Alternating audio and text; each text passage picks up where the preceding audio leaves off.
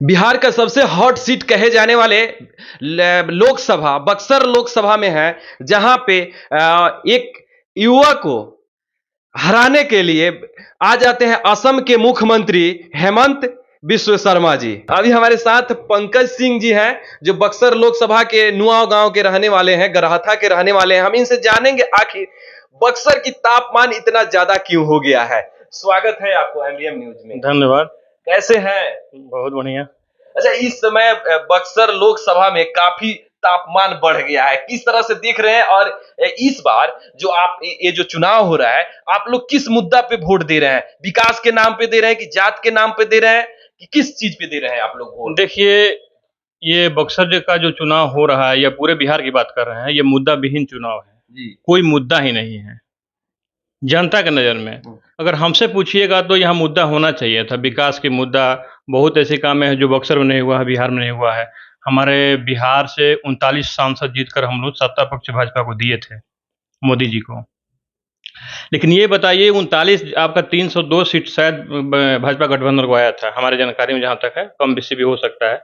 जब हम लोग 39 सीट जीत कर दिए थे, तो मान के चलिए कि उनके सत्ता के भागीदारी 7 पॉइंट कुछ है, जो हम गणित किए उस हिसाब से 7 पॉइंट कुछ सीट हमने बिहार से दिया था। तो कम से कम विकास भी तो उस हिसाब से मिलना चाहिए था ना। जी, एकदम एकदम। तो हम 7% आपको दिए हैं सीट जीतकर, अब विकास यहाँ 0 पॉइंट है। अच्छा, बक्सर में इस बार कैसा सांसद आप लोग चुन रहे हैं?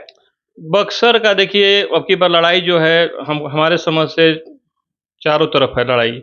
मतलब चारों कैंडिडेट में लड़ाई है। जहाँ तक है, आनंद मिश्रा जी हैं या ददन यादव जी हैं और ये सुधाकर जी हैं, और भाजपा के जो कैंडिडेट वो भी, चारों लड़ाई है। किसी का कहा नहीं जा सकता, सब लोग जो है अपने अपने हिसाब से अनुमान लगा रहे हैं, लेकिन हमारे तरफ से चारों लोग में कांटे की लड़ाई है जी। एक को चुनना पड़ेगा ना, इसमें सबसे बेस्ट कौन दिख रहा है आपको? देखिए, हमारे ख्याल से भाजपा को छोड़ के तीनों बेस्ट हैं। भाजपा को छोड़ के तीनों बेस्ट हैं। क्या मोदी जी काम नहीं कर रहे हैं कि ऐसा अच्छा, बात बोल रहे हैं? आप शिक्षित हैं। हम बता रहे हैं। हाँ। हमारे जो बक्सर जिला का जो उदय हुआ है, 1991 में उदय हुआ है। 17 मार्च 1991 का उदय हुआ है बक्सर जिला का जी। 4 टर्म हमने लालमुनि चौबे जी को जिताया है भाजपा से। 2 टर्म अश्विनी चौबे जी हो गए, 6 बार हो गया ना। तो 32-33 साल जिला बने हुआ उसके बाद 6 टर्म हमने जिताया है हम लोगों ने। 6 टर्म में विकास हुआ है कि नहीं? कहाँ विकास हुआ है बताइए?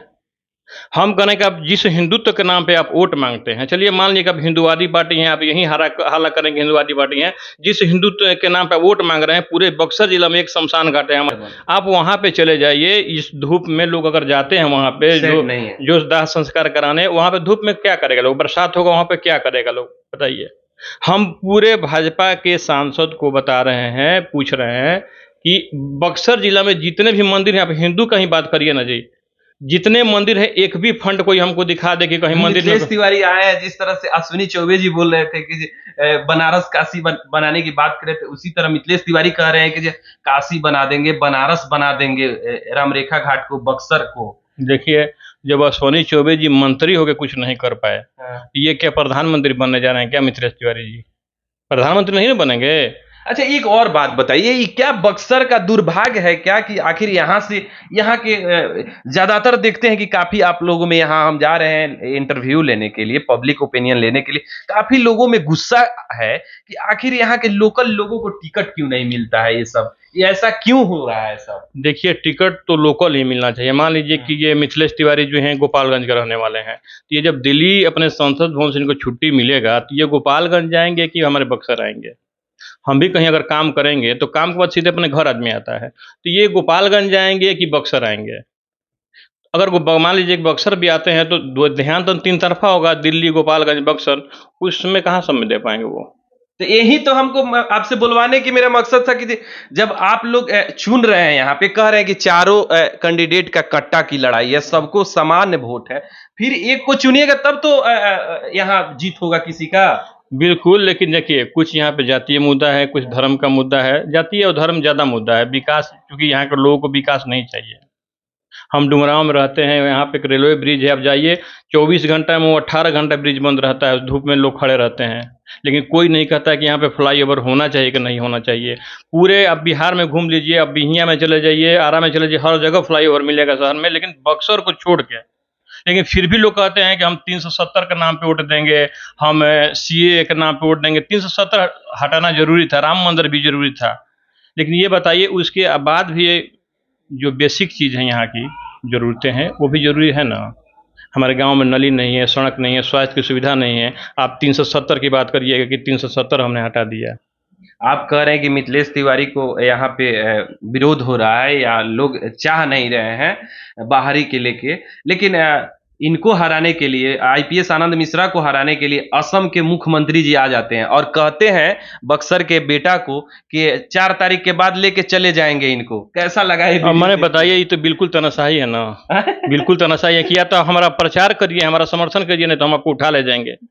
ये गलत बात है ना। कोई अगर आके कहे आपके बेटा को अगर कोई, आप ही के बेटा है वो, हाँ। यहाँ के लड़ रहे थे, यहाँ के तो आप ही के बेटा है। बिल्कुल बिल्कुल। अगर आपके बेटा को कोई आकर कहे कि हम आपके बेटा को उठा के लेके चले जाएंगे और वहां तालियां के गड़गड़ाहट हो रहा है, ताली बज रहा है, ये कैसा देख रहे हैं आप? देखिए जो ताली मारने वाले लोग हैं ना, उनको बस आप कुछ कहिए वो तालियां मारेंगे वो, हाँ। क्योंकि उनका काम ही है ताली बजाना। हाँ। तो वो ये नहीं सोच रहे कि क्या बोला जा रहा है। अरे भाई आपके लोकल आनंद मिश्रा जी लोकल हुए, उनके बारे में लोग बोल रहे हैं कि हम उठा कर ले जाएंगे। ये कैसा बहुत ही शर्म की बात है ना। सुने होंगे तो बक्सर के लोगों को कैसा लगा होगा ये बात? जो भाजपुत्र है, मान के चलिए, जो भाजपा के नेता है, लोकल नेता, इन लोग को नेता भी हम नहीं मानते हैं। नहीं मानते। क्योंकि आपको टिकट मिलना ही नहीं है, आपको ताली बजाना है, दरी बिछाना है, तो उतना आप काम करते रहिए। जब टिकट नहीं मिलना है आपको तो क्या कहा जाए। दरी बिछाने के लिए हाँ बिल्कुल बिल्कुल, इसमें कोई दिक्कत नहीं है। वो काम करेंगे लोग, बढ़िया से करेंगे। तो इस बार आप लोग विकास के नाम पर देंगे कि कैसे, कैसा प्रत्याशी? देखिए बदलाव होना चाहिए। कैसा बदलाव सोच रहे हैं? बदलाव, आनंद मिश्रा जी भी ठीक हैं, हाँ। और बदलाव का नाम पे सुधाकर जी भी ठीक हैं, और ददन यादव जी भी ठीक हैं, क्योंकि ये लोकल हैं। और ददन यादव जी काफ़ी लोकप्रिय नेता हैं यहाँ के, ज़मीनी पकड़ बहुत ज़्यादा है उनकी। हाँ। अच्छा, ये काराकाट का भी स्थिति आपका उधर संबंधी भी हैं लोग काराकाट में, तो उधर काराकाट में गए हैं तो पवन सिंह भी तापमान को काराकाट का बदल दिए हैं और उनको हराने के लिए भाजपा के बड़े बड़े लीडर आ रहे हैं, नेता आ रहे हैं, मोदी जी आ रहे हैं, अमित शाह आ रहे हैं, राजनाथ सिंह आ रहे हैं, ये सब लोग आ रहे हैं उनको हराने के लिए। अब बताइए, लोग बोलते हैं पवन सिंह को कि गायक हैं, चाहे नचनिया, कुछ भी बोलते हैं लोग। ये बताइए उन पे लोगों का इतना ट्रस्ट है ना, कि जिनके लिए अमित शाह को, मोदी जी को और राजनाथ सिंह जी को आना पड़ रहा है, लेकिन कोई भी नेता उस तरह का जो है भाजपा में, हम अपने पूरे 39 विधानसभा में, लोकसभा में एक भी ऐसा नेता नहीं है जिसके लिए लोग इतना, मतलब जनता उत्सुक हो। अब बताइए, अपने आप को नेता लगाइएगा कि हम नेता हैं। एक पवन सिंह इतना कम उम्र का आदमी, राजनीतिक एकदम जीरो है उनका। राजनीतिक आयु क्या है? कुछ नहीं। पहली बार चुनाव लड़ रहे हैं और सबका हालत खराब किए हुए हैं। ये आनंद मिश्रा पहली बार लड़ रहे हैं, सबका तापमान को बदल दिए हैं, तापमान बदल दिए हैं। पप्पू यादव जी निर्दलीय लड़ रहे हैं, तापमान बदल दिए हैं। हिना साहब निर्दलीय लड़ रही हैं, तापमान बदल दी हैं।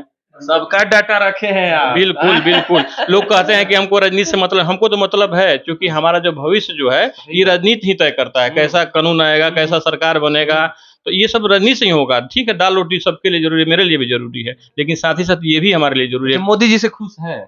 हम पर्सनली खुश नहीं है। काहे दिक्कत है? देखिए, मोदी जी विकास पुरुष हैं, मोदी जी 56 इंच के सीना लेके चल रहे हैं। उसके बाद पाकिस्तान डरा हुआ है, चीन डरा हुआ है, विदेशों में उनका नाम है। आप कह रहे हैं कि जहाँ तक 56 इंच का सीना है ना, हाँ। इसी में यही छोट बात है। हाँ।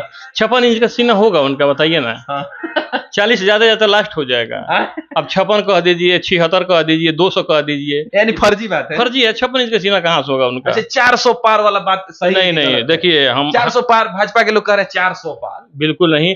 हमारा, आप इसको रख लीजिएगा, सरकार नहीं बनने जा रही है भाजपा की, इसको रख लीजिएगा। तो फिर किसको आप प्रधानमंत्री देखना चाह रहे हैं? बनेगा खिचड़ी बनेगा, 10 गो उनका, 10 गो उनका, 10 गो उनका, समझ रहे हैं। तो लेकिन प्रधानमंत्री किनको देखना चाह रहे हैं? अब ये लोग खिचड़ी वाले जिसको अपना आगे करें। राहुल गांधी भी हैं, दावादारी कर रहे हैं प्रधानमंत्री का। मोदी जी से अच्छे हैं क्या राहुल जी? अब बता रहे हैं, देखिए एक बार झारखंड में चुनाव हुआ था ना, तो एक सीट घट रहा था। मधु कोड़ा ने अपना दावेदारी ठोक दिया, मधु कोड़ा मुख्यमंत्री बन गए। तो राजनीति में जो है फायदा नुकसान चलते रहता है, कब किसको फायदा हो जाए। हो सकता है कि एक ही सीट घटे, कोई दे या प्रधानमंत्री बन जाए, हो सकता है ना। ये कहीं सीट घट रहा है, कहीं मिल नहीं रहा है, और वो कह देगा कि हम ही प्रधानमंत्री बनेंगे, हमको दीजिए।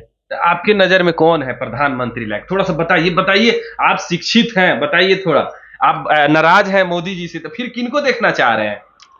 देखिए, जब कहते हैं ना, जब सीट होगा ना तो कैंडिडेट खुद ब खुद निकल के चले आएंगे। सामने आ जाता है आ ना। जाते हैं, बिल्कुल। पहले सीट तो निकले तो कैंडिडेट तो आ ही जाएंगे। तो 400 पार नहीं होगा क्या? 400 पार नहीं होगा। बहुत, अगर सरकार बनेगी भी तो बहुत मुश्किल से बनेगी। हमारे हिसाब से सरकार नहीं बनने जा रही है। हाँ, लोग तो अपना हवा में बोल रहे हैं कि सरकार बनेगी, सरकार बनेगी। उनको मालूम ही नहीं कितना लोकसभा इस देश में है। वो भी कह रहे हैं कि सरकार बनने जा रही है। पूछ लीजिए कि कितनी लोकसभा क्षेत्र है, कितना केंद्र शासित प्रदेश है, वो नहीं ये बता भी पाएंगे। पता नहीं है, वो लोग चिल्ला वो रहे हैं। चिल्ला रहे हैं 400 पार। क्या 400 पार? उनसे पूछिए क्या 400 पार? अच्छा, बक्सर में क्या क्या विकास होना चाहिए जो अश्विनी चौबे जी क्या क्या वादा किए थे देखिए, बक्सर बनाने के लिए? और भाई, बक्सर में 2-3 साल पहले एक धार्मिक जो है वो मेला लगा था, जिसमें बहुत बहुत लोग, धर्माचार्य लोग भी आए थे। तो उसमें क्या हुआ था कि बहुत बहुत वादा हुआ था कि श्री राम जी का बहुत बड़ी, बहुत ऊंची मूर्ति बनेगी। हम लोग काफी खुश थे। शिक्षा स्थली है श्री राम हाँ, प्रभु जी का। कि मूर्ति बनेगी तो हम लोग खुश थे कि पर्यटक का यहाँ पे संभावना जब होगा ना तो कुछ नहीं तो रोजगार बढ़ेगा। क्योंकि हम लोग जहाँ जाते हैं, अभी अयोध्या चले जाइए, मंदिर बनने से रोजगार मिला है।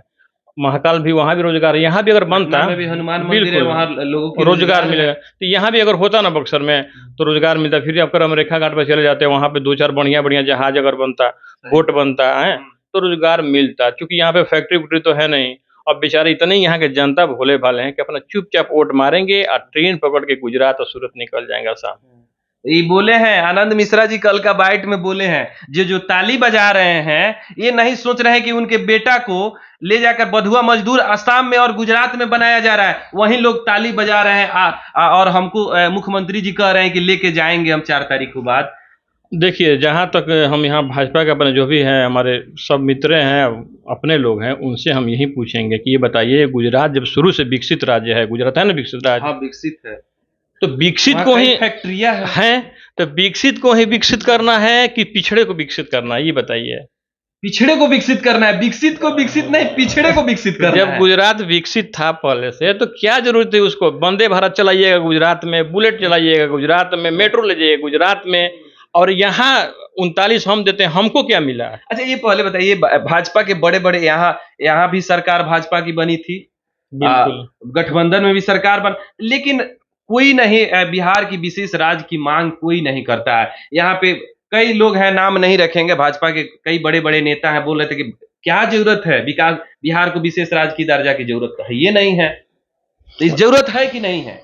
देखिए, विशेष जो विकासशील है, विकसित है, उसी को विकसित किया जाएगा। जो गरीबी से जूझ रहा है, जो जहाँ के मजदूर युवा पढ़ लिख के जा रहे हैं दिल्ली, पंजाब, मुंबई कमाने के लिए, वहां फैक्ट्री नहीं बैठना चाहिए। आप क्या मांग कर रहे हैं? बक्सर में क्या क्या होना चाहिए? देखिए, जब कह रहे हैं कि जिसकी जितनी हिस्सेदारी उसकी उतनी भागीदारी, बोल रहे हैं लोग ना, तो 39 हमको दिए, हमको उतना दे दीजिए ना भागीदारी।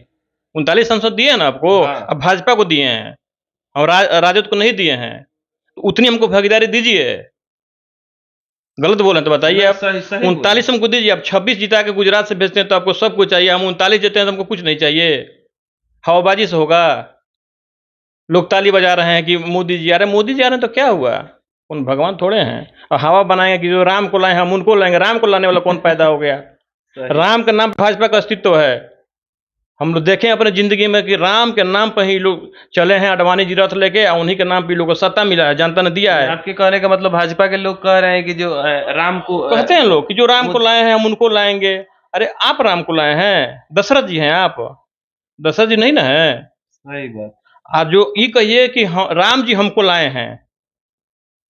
तो क्या लगता है कि आनंद मिश्रा इस बार बक्सर से नहीं, आनंद मिश्रा कह रहे हैं, मिथिलेश तिवारी को क्या लगता है कि ये इस बार बक्सर से जीतेंगे कि नहीं? हमारे ख्याल से तो नहीं जीतना चाहिए। जीत जाए वो अलग बात है। हमने देखिए, हमारा जो गांव है, हम लोगों ने, हमको जब से होश है हम लोग भाजपा को वोट देते आए हैं। लोग देंगे भी, लोग चूंकि 400 पार 400 पार चिल्ला रहे हैं तो देंगे भी लोग। लेकिन हमारे ख्याल से हम भाजपा के वोटर होते हुए भी बहुत दुखी हैं, इसलिए कि उस हिसाब से काम नहीं हो लोग का। हमारा गांव हाईवे पर गांव है, एक भी फंड, एक भी योजना हमारे गांव में आज तक भाजपा का किसी भी सांसद के द्वारा नहीं है। एक नल तक नहीं है, बताइए। अच्छा, नुआव आप ही के पंचायत में है ना? नहीं, हमारा पंचायत योगिया पंचायत हो गया। तो उसका सर्विस लेन भी अभी तक नहीं बना है। कल गए थे वहां पे तो लोग कंप्लेन किया था, सर्विस लेन भी नहीं, कहीं कुछ नहीं है। जो मुखिया का स्तर पे काम हुआ है वही काम हुआ है। हालांकि जो बिहार सरकार नीतीश जी का है, इनका काम बहुत बढ़िया है, बहुत जबरदस्त काम है इनका काम से सभी लोग खुश हैं। बक्सर में इस बार बदलाव होगा। बदलाव होगा, होना भी चाहिए। आनंद मिश्रा जी अगर जीतते हैं तो बक्सर का बहुत बहुत सौभाग्य है, लेकिन हमारे एक वोट देने से उनका जीत या हार नहीं होने वाला है, क्योंकि यहाँ पे हम शुरू में बताया था कि यहाँ जातीय धर्म का बहुत बड़ा वो चला है। लेकिन आनंद मिश्रा जी अगर जीत रहे हैं तो इससे बड़ा प्राउड क्या होगा कि हम कहीं कहेंगे कि हमारा जो सांसद एक आईपीएस है, आईपीएस ऑफिसर बस है। इतना ही कह देंगे हमारा वोट शुक्लान हो गया, वोट हमारा वसूल हो गया। हाँ, मैं अपने बेटा से कहूंगा कि देखो तुम्हारा जो सांसद है ना, वो आईपीएस है, शिक्षित है, शिक्षित सुयोग्य है। तो उनको देख के कम से कम जो युवा पीढ़ी है, जो पढ़ने वाले लड़के हैं, वो भी अपने आप को प्राउड फील करेंगे, अरे भाई मेरा सांसद आईपीएस है। और जो असम के मुख्यमंत्री जी आए थे आपके यहाँ और ले जाने की बात कर रहे हैं, इस पे क्या कहेंगे? एक खैर चुनाव है तो कुछ भी बोल देंगे लोग, बोलिए रहे हैं लोग कि जो राम को लाए हैं हम उनको लाएंगे। अब राम को मोदी जी लाने वाले हो गए, बताइए। राम को मोदी जी लाए हैं, राम का नाम पे आप अभी भी मांग रहे हैं। अब हटा दीजिए राम का नाम पे, देखते हैं कि कोई वोट आता है आपको। चलिए देख सकते हैं, अभी हम बक्सर लोकसभा के ये कौन सा गांव है, कृष्णापुरम है ना। अभी बक्सर लोकसभा के कृष्णापुरम में थे और हमारे साथ समाज सेवी और हॉस्पिटल के डायरेक्टर हैं, जिनका नाम है, क्या नाम है, पंकज सिंह नाम है। आप लोग इस वीडियो को किस तरह से देखते हैं, जिस तरह से आईपीएस, पूर्व आईपीएस आनंद मिश्रा जी ने बक्सर का तापमान को बढ़ा दिया है। एक बार आप लोग प्यारा सा कमेंट करके जरूर बताइएगा, आखिर बक्सर का सांसद कैसा होना चाहिए। जय हिंद।